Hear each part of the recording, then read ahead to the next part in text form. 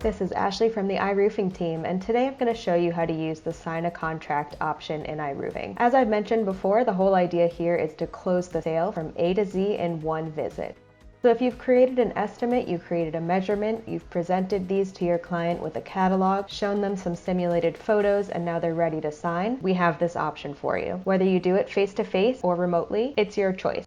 But basically you can choose one of the estimates that you've created in iRoofing or any other document of yours and review it with the property owner. Then go ahead and add their signature, date, and any text you'd like to include that relates to closing the deal. So here I'm basically just adding the name John Smith. And I'm adding the signature.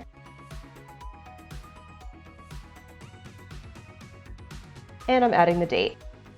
Everything can be scaled down to the document text size and customized. So now that you've basically created a signed PDF, you can save it, or you can print a copy for your client, or you could email them a copy electronically.